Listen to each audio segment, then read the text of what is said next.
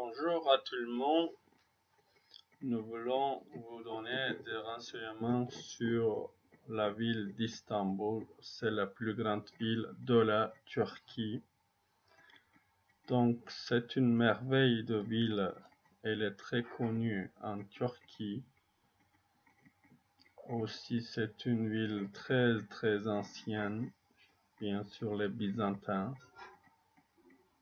Elle a été conquise par le sultan ottoman Mehmet le Conquérant, d'où vient son nom, Mehmet le Conquérant, qui a conquis Istanbul en 1453. Depuis cette date-là, Istanbul, elle a été turquisée, bien sûr, habitée par les Turcs.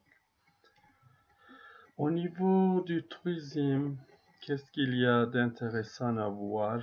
Bien sûr, quand on dit Istanbul, c'est le Bosphore, vous voyez là, Haliç, la Corne d'Or, vous voyez. Ici, il y a un pont de Galatasaray, Galata, c'est très connu.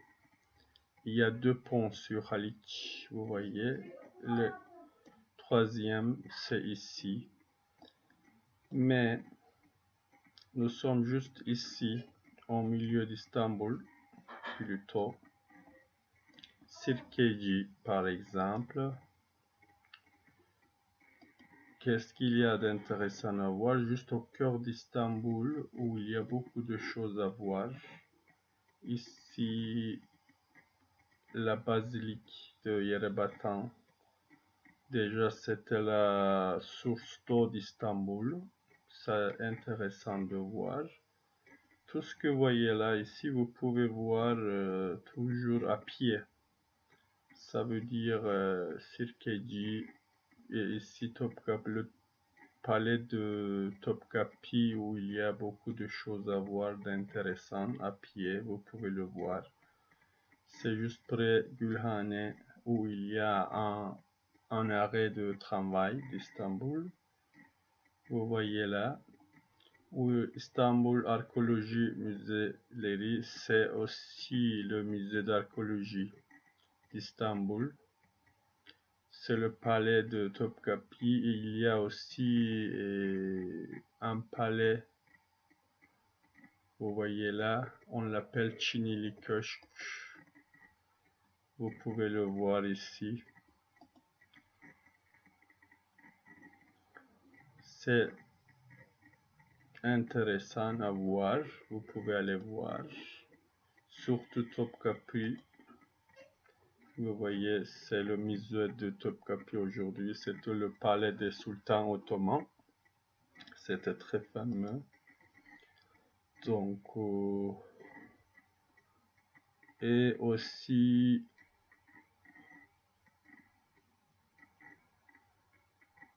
ici, il y a une église très connue, Aya Irini, à Istanbul. Une église byzantine. Ça vaut bien la peine de le voir, de le visiter si vous avez du temps. Presque tout ce que vous voyez ici dans ce côté de Sirkeci et Gülhane, vous voyez là où il y a un tramway, les arrêts que vous voyez là, jusqu'à Laleli, vous pouvez faire un tour à pied. Mais si vous voulez passer à Eminönü aussi, où vous pouvez voir, vous pouvez faire un tour de Bosphore que nous vous proposons absolument. C'est là Eminönü pour passer, si vous voulez, à l'autre côté très connu d'Istanbul, le quartier très important, Istiklal, Taksim, si vous voulez, Beyoğlu aussi. Taksim, c'est juste ici, vous voyez là. C'est Taksim Gezi Parkı, c'est le parc de Taksim où ça s'est passé des mouvements des jeunes étudiants, il y a 2 ans pratiquement. Je pense que vous avez vu à la télévision.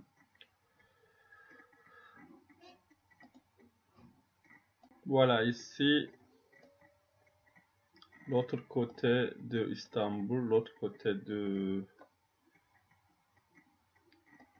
C'est en face d'Eminönü où vous pouvez passer par un passer par le pont à pied si vous voulez sur Galata jusqu'à Taksim. Sinon, ici il y a un tramway, vous pouvez le prendre et vous pouvez descendre ici, par exemple, à Kabataş, là où vous pouvez aller à pied. Sinon, ici, il y a aussi un autre tramway par lequel vous pouvez passer, on l'appelle tunnel. C'est le plus ancien tramway d'Istanbul. Près de Kabataş, vous pouvez passer dans 5 minutes ici, juste au cœur de Taksim, où il y a un métro, par exemple. C'est le tunnel.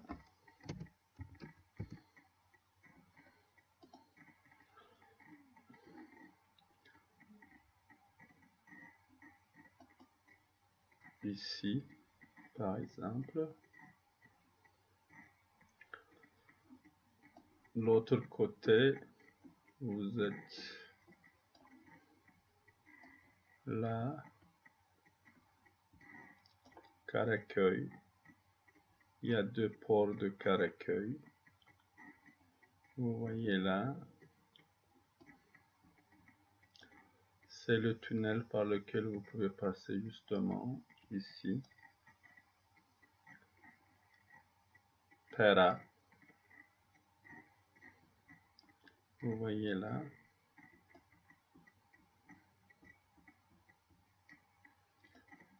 Ici, il y a un quartier que je vais vous proposer pour boire quelque chose, où il y a beaucoup de bars, Nevizade. De Taksim à Nevizade, vous pouvez aller à pied. Donc,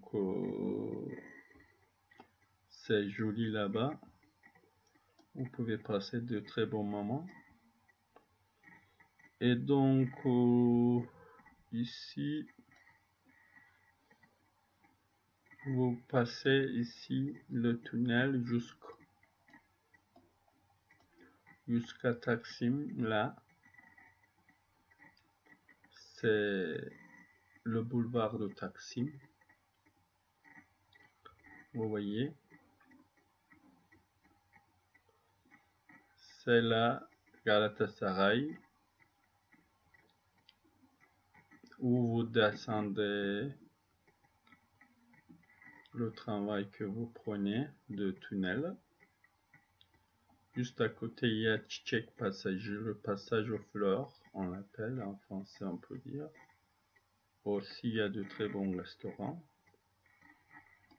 Donc, vous pouvez marcher tout au long de Istiklal jusqu'à Taksim, où il y a beaucoup de choses à voir à Istiklal. C'est le plus fameux quartier. Vous voyez là, la rue d'Istiklal. Vous voyez, jusque là. Tout au long de Istiklal, il faut marcher une fois au moins. Voyez, jusqu'à Taksim.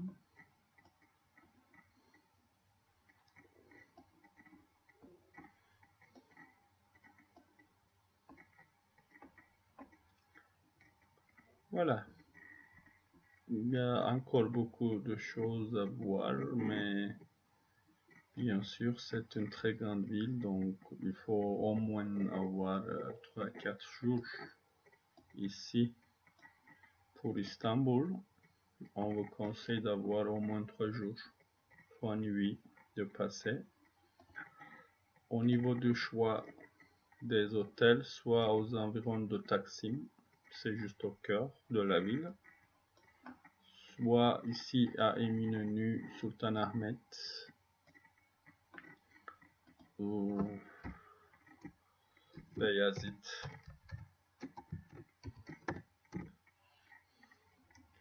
Ici où il y a une mosquée de Sultanahmet, vous pouvez le voir aussi.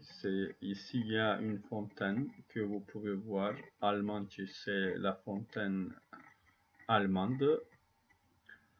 Il y a aussi Sultan Ahmed Park. Il y a un parc de Sultan Ahmed. Cette fontaine a été faite un cadeau à un sultan ottoman. Il s'appelle Sultan Ahmed, je crois. Donc ils l'ont mis ici, juste là. À pied, vous pouvez le voir. De Sultan Ahmed, c'est juste cœur de la ville, jusqu'à la fontaine allemande. Il y a aussi la basilique Yerebatan, vous pouvez le voir passer. Ici, l'autre côté, vous avez Hagia Sophia, le musée d'Hagia Sophia. Il faut aller voir, c'est juste près de la basilique, vous voyez là. Tout ça, vous pouvez le faire à pied. Vous passez déjà devant ici, juste le parc de Gülhane. Vous voyez, Gülhane, où il y a déjà un arrêt de travail.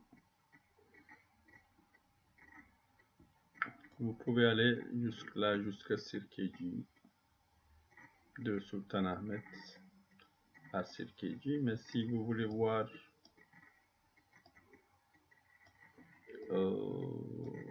Kapalı Çarşı, le grand bazar très connu à Beyazıt.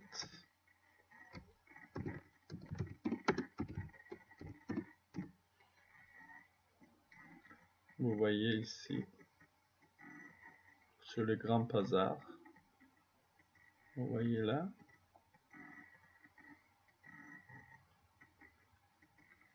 Même jusque là, vous pouvez aller à pied, tout ça, vous pouvez voir. Ici, il y a une mosquée de Beyazıt, intéressant à voir.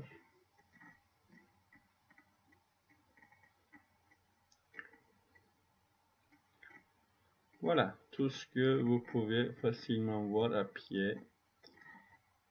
Il faudra avoir au moins 3 nuits peut-être à Istanbul pour voir le cœur d'Istanbul ici. Tout ce que vous voyez là, de ce côté. Aux environs du palais de Topkapi, de Sultan Ahmed.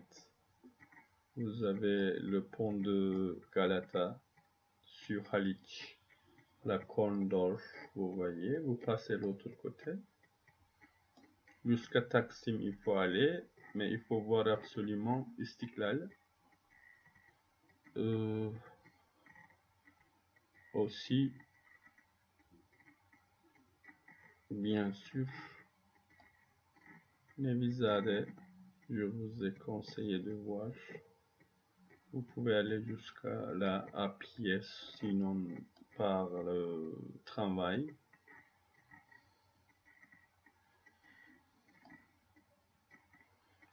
Mais aussi, si vous avez un peu plus de temps, vous pouvez aller les îles d'Istanbul.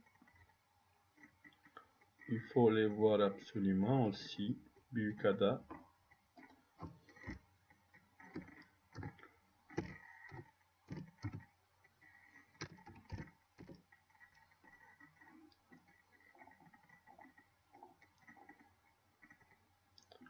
Voyez. Ici Heybeliada, Burgaz Adası, Kınalıada. Tout ça, vous pouvez aller. Jusqu'à là, vous pouvez aller bien sûr. Comment il faut aller? Je crois à Karaköy. Voilà.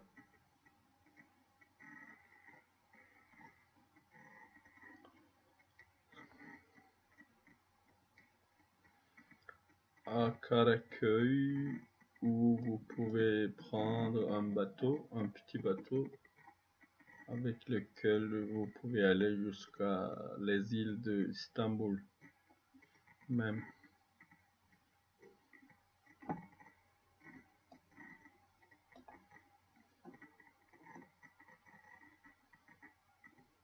C'est ici Karaköy.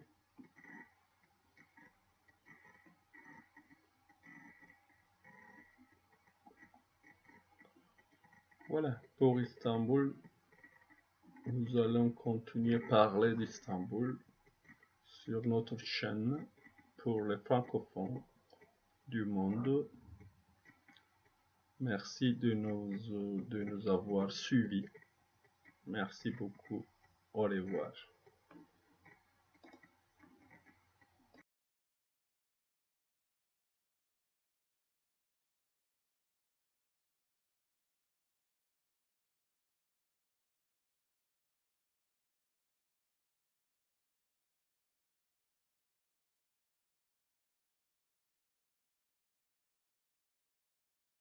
Bonsoir à tout le monde. Aujourd'hui, sur la 4 carte de la Turquie, nous allons vous donner des renseignements sur ma région natale où je suis né.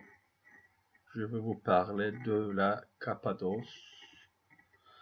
Ça veut dire la Cappadoce, le pays des magnifiques chevaux du monde. Il paraît dans l'histoire qu'il y avait beaucoup de chevaux et très connu pour ses chevaux. La Cappadoce, très connue pour ses cheminées de fer que vous avez déjà vu dans les photos de la Turquie, je crois. Qu'est-ce qu'on devrait comprendre lorsqu'on dit la Cappadoce? Tout d'abord, Kayseri, c'est la plus grande ville de la région de Cappadoce. Et aussi, il y a une petite ville, Nevşehir. Je suis né entre Kayseri et Nevşehir, Avanos plutôt, où j'ai vécu plus de 20 ans avec ma famille. Dans un village, je suis né appelé Bayramacı, où il y a des eaux thermales. Vous pouvez y aller. C'est pas très loin de la Cappadoce, surtout d'Avanos. Seulement, ça fait 10 minutes en voiture. Vous pouvez aller voir les eaux thermales et tout ça. Et aussi, il y a une autre ville, Aksaray, aussi, où il y a la vallée d'Ikhlara, Ağzı Karahan. Ce sont des sites que vous devrez voir si vous voulez voir. Aussi Selime, Güzelyurt, Ikhlara, c'est ici la vallée. Vous voyez là. Mais je vais commencer au cœur de la Cappadoce. Plutôt, c'est ici, Avanos, où il y a un fleuve rouge, vous voyez là, divisé en deux. J'ai grandi ici à partir de 10 ans. Ma famille habite là-bas encore. Avanos est connu pour la poterie. Plutôt, il y a beaucoup de magasins de poterie, vous pouvez voir. C'est un métier qui se perpétue de père en fils encore. À Avanos, ça se fait. Deuxièmement, le tissage des tapis. Plutôt les jeunes filles qui travaillent dans la tapisserie, et bien sûr, des tapis en soie, soit de laine. Il y a beaucoup de magasins là-bas, vous pouvez aller voir tout ça, bien sûr à Avanos. Mais il y a de très importantes régions. Çavuşin, c'est un petit village, c'est tout près d'Avanos, seulement à pied même vous pouvez aller, mais en voiture 5 minutes, même pas, ici, jusqu'au côté là. Soit à vélo, vous pouvez faire une promenade, en moto aussi, c'est facile et plus pratique en été, plutôt les touristes préfèrent louer à Avanos en bicyclette, un vélo, soit une moto, ou vous pouvez aussi louer facilement une voiture, c'est économique en Turquie. c'est comme ça que vous pouvez faire toute la trajet de la Cappadoce facilement. Ici, Zelve, il faut y aller voir. Il y a un musée en plein air où il y a beaucoup d'églises. Vous pouvez les visiter facilement.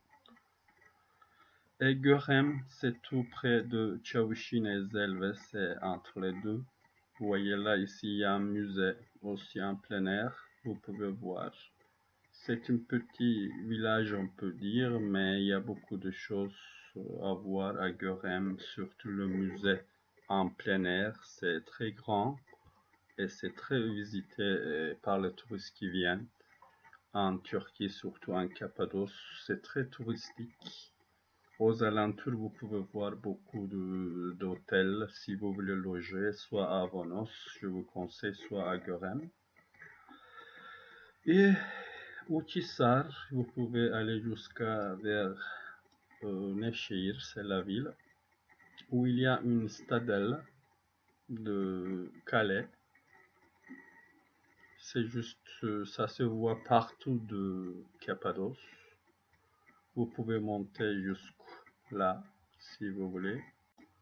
Il ne faut pas oublier, puisque vous êtes en Cappadoce, vous savez, dans les dernières 5 ans, quand on dit la Cappadoce, des montgolfiers au-dessus de Cappadoce, vous pouvez les voir si vous voulez les Cappadoce en plein air. Et ils ont des prix très très abordables, on peut dire.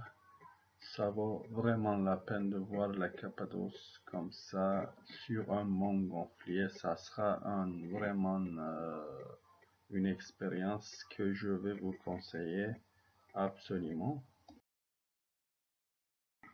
Quand on dit la Cappadoce, c'est l'un des objets très précieux typiques à la Cappadoce. Si vous cherchez quelque chose sur le tapis, parce que le tapis et les kilim surtout sont des objets très précieux en Cappadoce, c'est l'objet de dot, c'est les jeunes filles qui le tissaient pour un objet très précieux de dot pour leur mariage.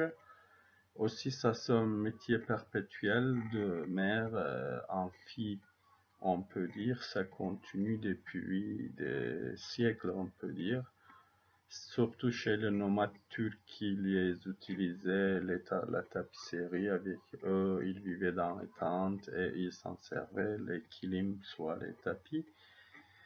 Il y a des tapis de Cappadoce aussi, vous avez beaucoup de choix de tapis en Cappadoce de toutes les régions de tapis de la Turquie.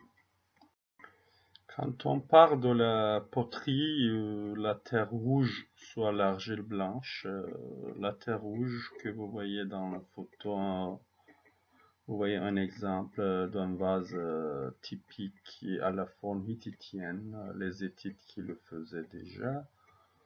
Et ça se fait avec l'argile rouge que nous avons du fleuve rouge, on peut dire, qui traverse Avanos en deux.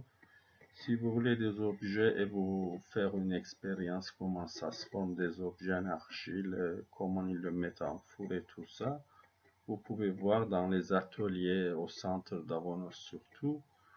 Il y a beaucoup de choses à voir d'intéressant. Vous pouvez jeter un coup d'œil sur le choix si vous voulez. Comment ça se fait ce métier. Si vous voulez faire une expérience, vous pouvez même essayer parce qu'il vous permet d'essayer déjà de faire un objet, un essai. Si vous voulez, il faut aller absolument voir à Avanos. Voilà, dans cette photo-là, vous voyez un exemplaire de cheminée de fer que je vous ai parlé sur la carte déjà. Un petit exemplaire qui peut vous donner une idée comment ils sont. Ils sont vraiment féeriques et siblantites et pittoresques, typiques à la Cappadoce. Comme vous voyez là, il faut aller voir absolument. En Cappadoce, tout ça, il faut voir. Et aussi, il y a des vallées entre Görem et aussi, vous voyez les vallées là, tout ça, que vous voyez entre Görem et Uçhisar. Plutôt, vous pouvez marcher, faire les vallées. Il y a les vallées de Pigeons, il faut la voir absolument, à pied. Il y a la vallée Rose, aussi, ça vaut la peine de voir. On vous conseille d'aller voir à pied si vous aimez faire des randonnées pédestres plutôt. Et c'est ici la ville. Mais avant, il faut voir absolument Orteysar aussi, où il y a une stadelle. C'est un petit village très intéressant à voir. Et Ürgüp, Avanos et Ürgüp, ce sont deux sous-préfectures les plus grandes de Nevşehir. À Ürgüp aussi, vous avez tout ce que vous voulez. Vous pouvez voir les cheminées de fer plutôt près d'Ürgüp. Dans la route d'Ürgüp jusque-là, où il y a beaucoup de cheminées de fer que vous pouvez voir. C'est une petite ville très visitée en Cappadoce. Puisque vous êtes en Cappadoce et vous voulez voir quelque chose d'intéressant, il faut absolument aller voir Derinkuyu, où il y a une ville souterraine, et aussi Kaymaklı. C'est un peu loin. C'est ici Kaymaklı et Derinkuyu. Il faut y aller absolument. Je vous conseille d'aller. C'est pas très connu, très visité, mais Mustafa Pacha, c'est déjà une Synassos appelée. Bien sûr, où il y avait déjà des Grecs qui vivaient avant la guerre d'indépendance, les années 1925, mais ils ont fait un échange. Les Grecs sont partis en Grèce et les Turcs sont venus ici. Tous ceux qui sont venus vivent ici maintenant sont des Turcs immigrés de la Grèce déjà, mais c'est protégé lorsque vivaient les Grecs anciens ici à cette époque-là. Vous pouvez sentir vraiment l'aspect de l'histoire, tout ça là-bas. C'est très important à voir plutôt. Et aussi, il y a une vallée dont je vous ai parlé. C'est très connu, la vallée de Clara. Il faut y aller absolument, soit par un groupe dont vous pouvez faire partie à Gurem. Il y a plein de trajets qui se font régulièrement, en été surtout, jusqu'à la vallée, parce que c'est un peu loin vers Aksaray. Donc Niğde aussi, vous voyez là, juste ici. C'est la vallée Ihlara à Güzelyurt. Vous voyez, c'est jusque là, vous pouvez, soit de ce côté-là, de Belisırma, vous pouvez commencer et marcher dans la vallée, déjà une allée où il y a beaucoup d'arbres et aussi une petite rivière qui vous suit.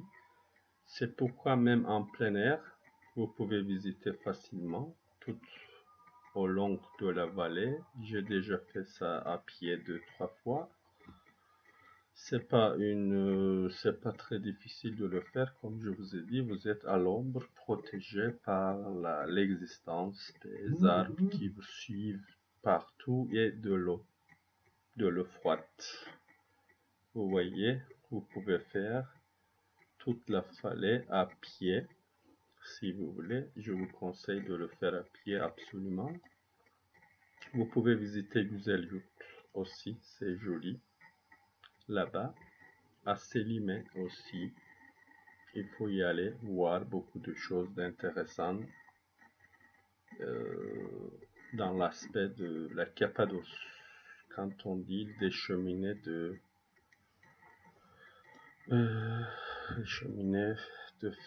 féeriques, on peut dire. Aussi, il y a,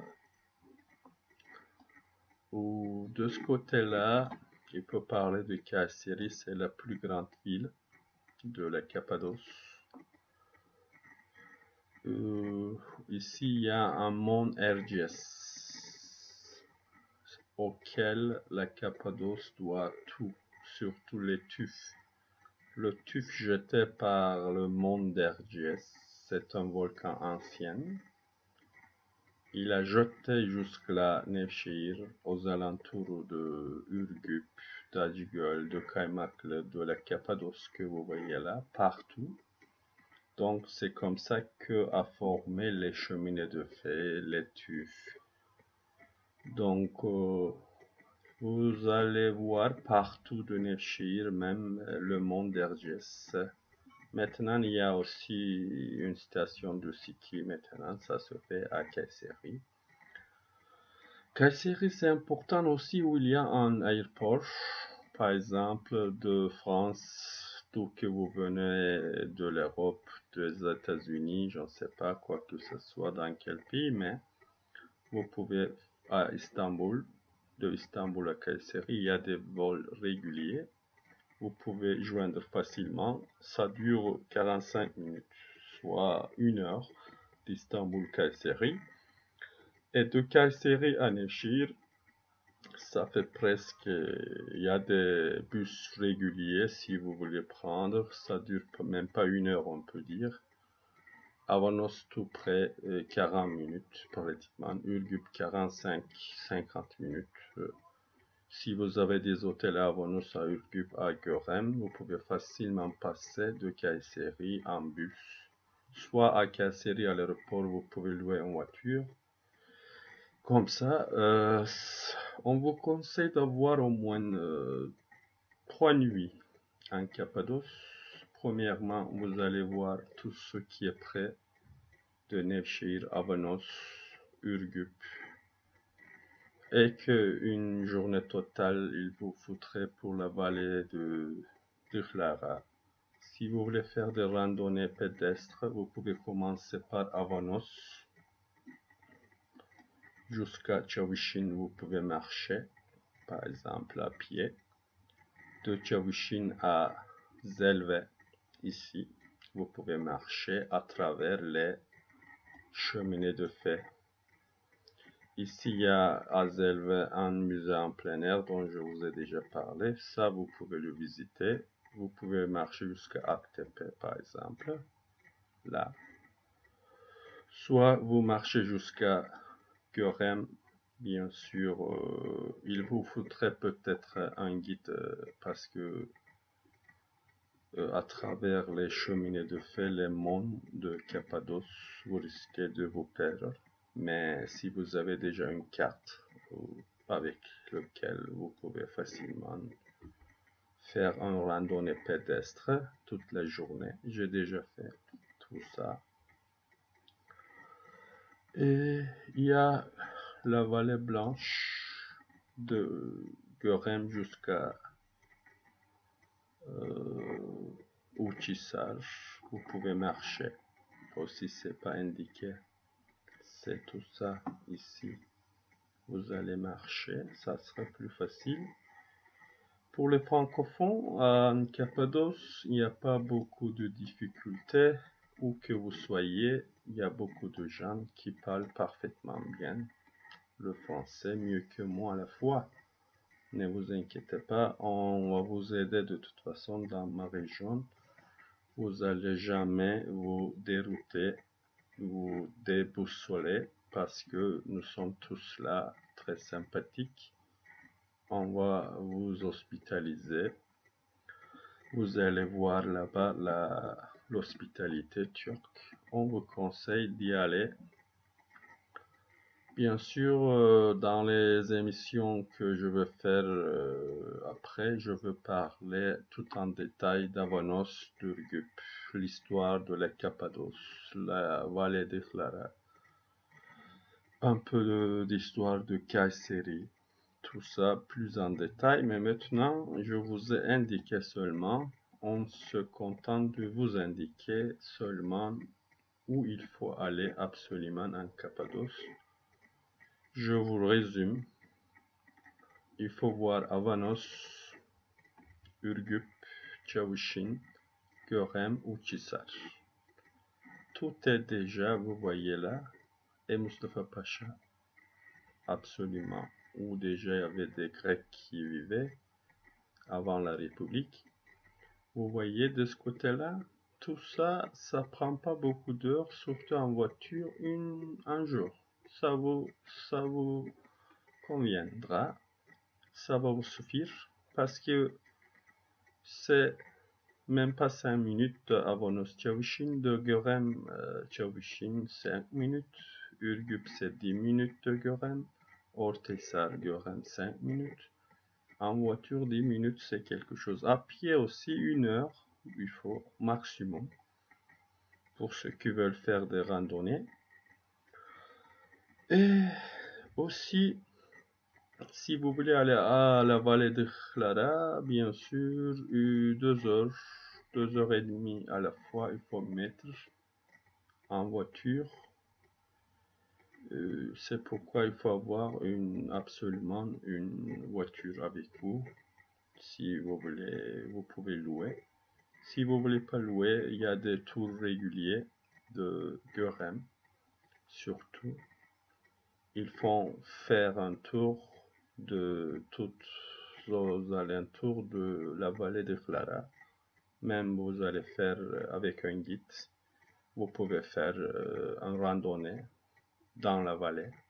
C'est comme ça que vous allez voir la vallée. Tout ça. Voilà.